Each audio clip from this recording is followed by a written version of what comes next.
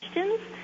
It's a very extraordinary day for us here at Winter School. Not only will our students have the opportunity to ask questions of the astronauts at the International Space Station, but we will also have the opportunity to connect with a former Winter High School graduate.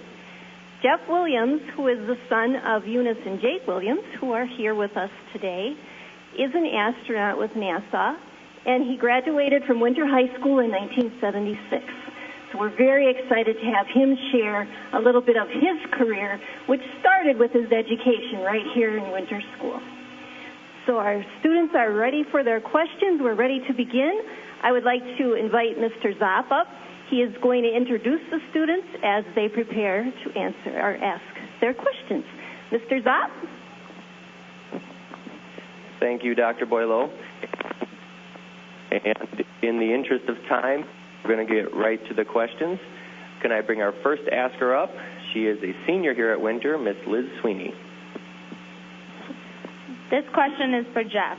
How is carbon dioxide removed from the cabin air in the space station? Liz, that's a great question because, you know, we live in an enclosed environment here, and every time we exhale carbon dioxide. So we have to remove it in order to maintain a healthy atmosphere.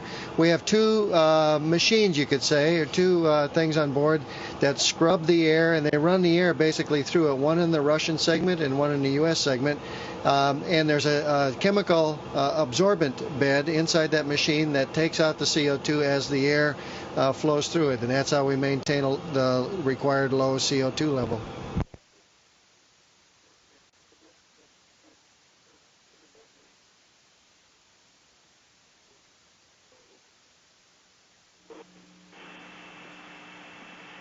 Thank you, Jeff. Our next asker is an 8th grade student here at Winter, Miss Brianna Pfeiffer. This question is for Soichi. Would you someday like to go to Mars? Hello, Brianna. That's a great question. Sure, I'd like to go to Mars, and the moon may be a fun place. But the planet I want to go to right now is the Earth, actually. I'm looking at the Earth every day. It's just a beautiful place, and you guys are lucky to be there, actually. So I will be here for 6 months. I'll be now wanting to go back to this beautiful planet Earth.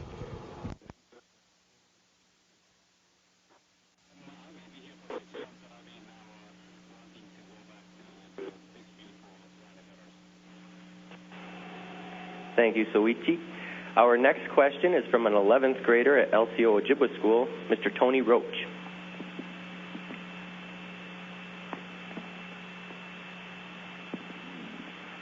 This question is for Jeff. Could you please explain what handheld motion conversation is? Well, it's a very technical term. It sounds technical, but it's actually very simple. If you were to, for example, be at a racetrack watching a race car go by and trying to take a picture of it, you would track the race car with your camera so that it didn't end up being blurred on the image. Now, the background might be blurred because you're panning across the background, but you'd get a clear picture of the race car. We do the same thing because we're going 17,500 miles around the Earth. We're 220 miles above the Earth's surface, but the surface of the Earth is moving fairly rapidly by the window. So if we're using a camera like this, and this is one we typically use, it's got an 800 millimeter lens, all we do is look through the viewfinder, track the object on the Earth that we want to take pictures of, and simply move the camera. And that's it sounds like a very complicated term, but it's actually very simple.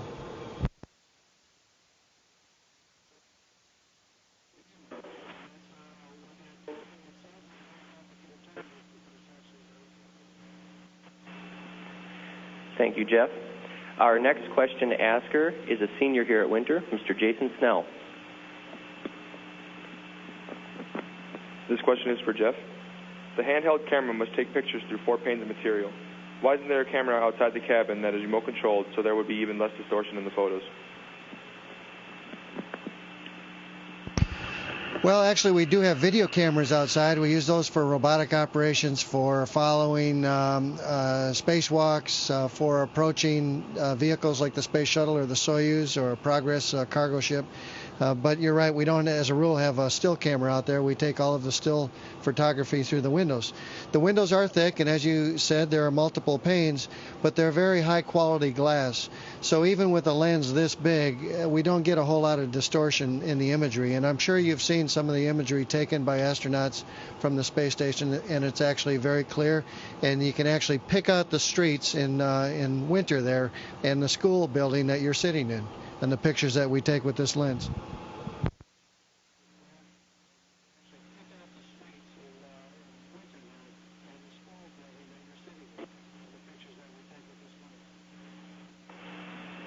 Thanks, Jeff. Our next question is going to be asked by an 8th grade student here at Winter, Miss Brittany Thompson. This question is for TJ. Has any space junk ever hit the space station? That's not only an important question, but also a bit of a tough question for us. To the best of my awareness, nothing huge, nothing sizable has ever hit the station. We do see some indications on our windows of tiny little pock marks. So maybe some of the micrometeorite little visitors have come by and glanced off of us. But since I mentioned that, let me share two other thoughts. We do have a little bit of shielding on our space station so that the micrometeorites, if they hit us, basically vaporize and don't do any damage. And the second thing I'll tell you is if something sizable is coming towards us, we have radar systems around the world that track these larger objects, and if it looks like it's going to be getting close enough to us, we actually go into a procedure, an action where we all go sit in our lifeboats and ready to immediately depart should something bad happen to the space station. So we have ways of dealing with the impending danger.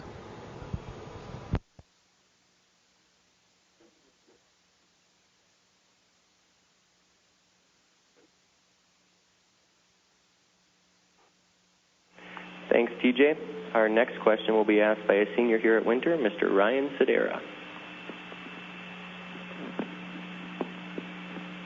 This question is for Soichi.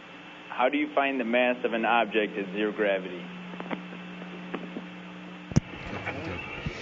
Hey, Ryan, that's a great question. It's a great question. I'd like to do a small demonstration. We have a Winter High School graduate here. We volunteered to help me.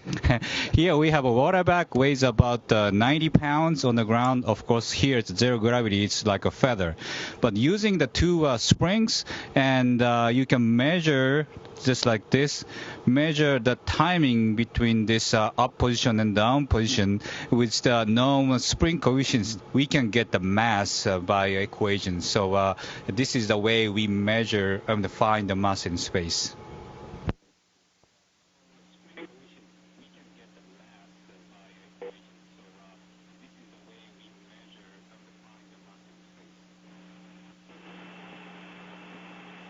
Thank you. Our next question will be asked by a 9th grade student here at Winter, Mr. Devin Searfoss.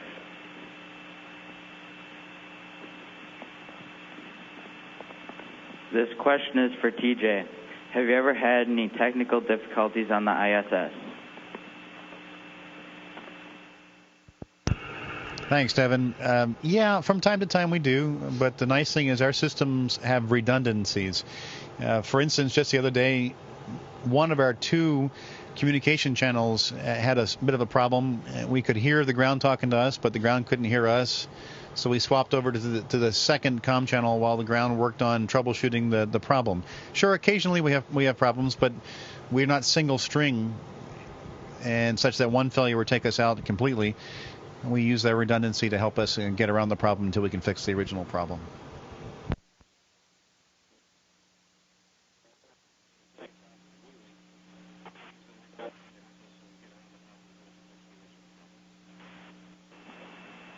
Thank you, TJ.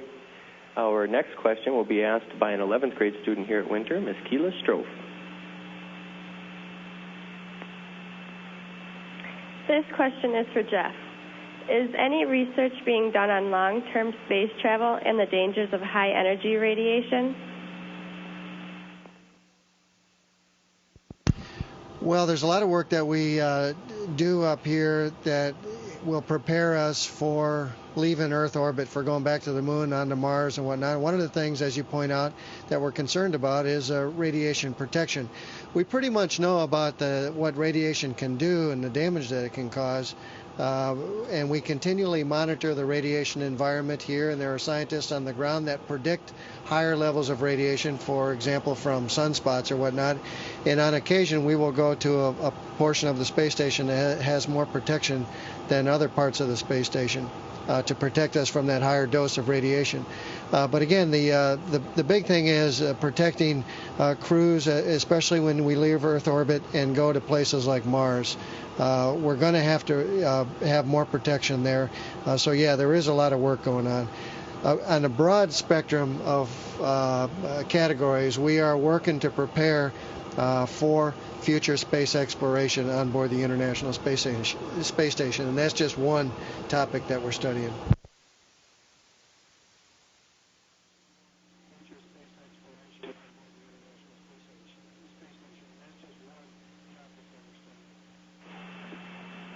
Thank you, Jeff. Our next question will be asked by a senior here at Winter, Miss Danny Rinda.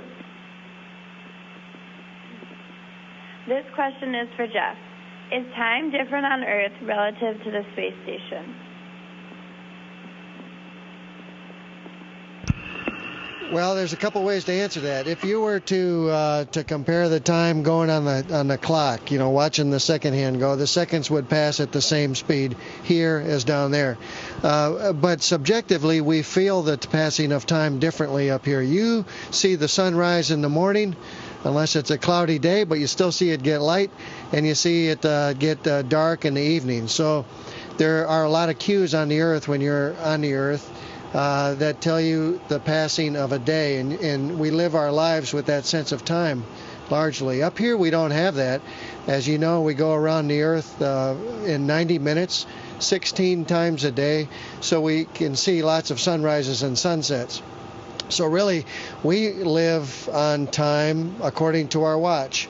And the planners on the ground build a schedule for us. We typically wake up at 6 o'clock in the morning and go to bed about 10 o'clock at night. And the time zone that we use is Greenwich Mean Time, which of course is in England. And occasionally we'll shift one way or another depending upon, say, a shuttle docking or a Soyuz docking or a spacewalk or something like that. But generally we live in the time for that is in England. There's a couple other reasons for that. We work with the Moscow Mission Control Center as well as the Houston Mission Control Center and other mission control centers in Japan and Europe. And that works out to be a convenient time for all of those locations around the world as well.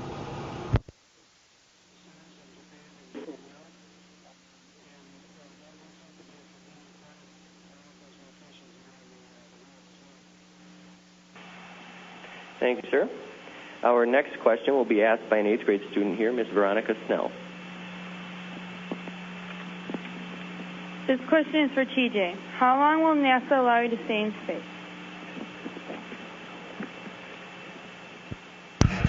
That's a good question. We keep asking that. Some people don't want me to come back. They're happy that I'm gone. Hey, that's under debate. I mean, for me to give you a legal answer, I can't give you a number of days, but the maximum is somewhere between, I don't know, just a little bit over a year and a half. But before I answer that, I should also tell you that the gentleman who's got the longest history or longest record of being in space was actually a Russian that stayed over a year, and people are still gathering data on how his body has been recovering over the years that since he's returned. So to answer your question specifically about NASA, it's a little bit over a half a year, and we're kind of targeting somewhere between 140 and 180 days for our mission.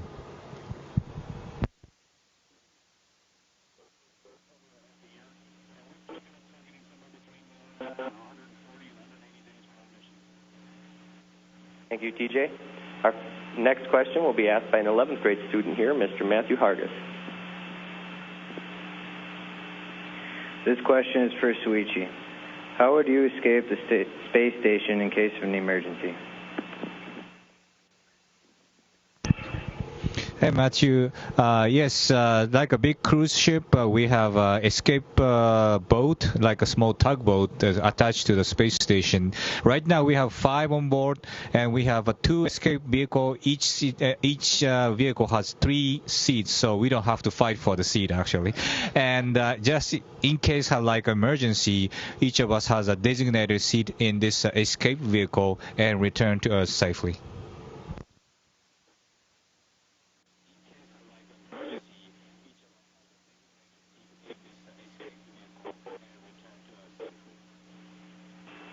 Thank you, Soichi. Our next question will be asked by an 8th grade student here, Mr. Matthew Desatel. This question is for Jeff. How do plants grow in space? Good question, Matthew. We actually have had several experiments involving plants to understand how they grow. They grow actually pretty well. They grow toward a light source. So if you can have them upside down toward a light source, and they'll grow upside down or sideways or up toward the light source. But I have an example right here of a plant experiment that we had. As you know, there are a lot of trees there around winter, and in the north woods of Wisconsin. And trees generally grow up. And when there are big branches out, hanging off the side of the tree, they actually found that the wood is different on top of the branch than below the branch. So we have a small willow tree here that we coiled up and let grow for a few weeks, and then we took samples and preserved the wood to see if we have the same effect because of a stress of bending on the wood. So that's just one example. At the other end of the space station, in the Russian segment, we're growing wheat right now for many obvious reasons. One is we would want to produce food if it became practical in the future for long-duration space flight away from Earth.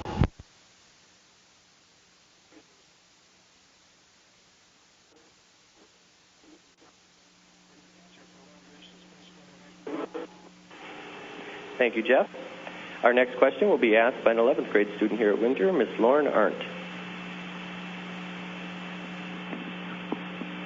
This question is for TJ. There is a research project called SWAB. Do you have the ability to study microscopic organisms in space, or must all of the samples be returned to Earth for study?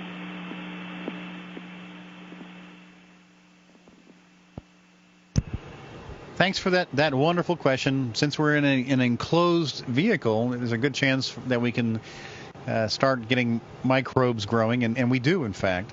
The answer is best answered in 2 parts. Oftentimes and periodically, we will take samples of our environment around here and see what we can grow. And then we report down to the ground how many colonies we have that are growing together and what kind of colonies that they look like they are. That's generally a gross estimate of how wonderful and how rich the microbes are on station, which we don't always want. The second part of the answer is there are samples that are specifically trying to target what is actually growing, and after we take the samples and we stop the growing process, we can send those down for further study. So we got both halves of that question going in both directions.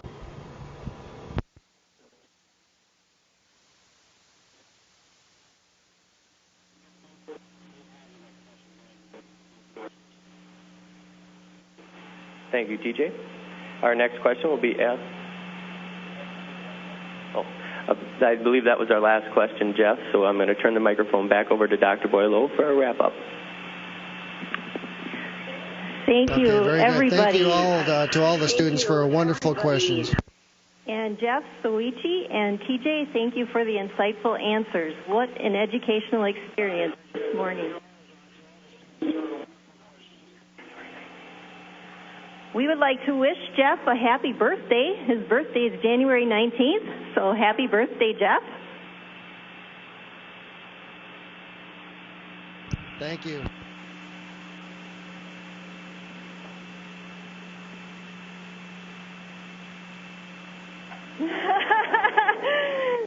So well wishes go out to you. Again, thank you, everybody, for this wonderful experience. Thank you very much. It was great to have you on board the International Space Station today, and greetings to all my friends and family in the Winter area. Station, this is Houston ACR. That concludes the event.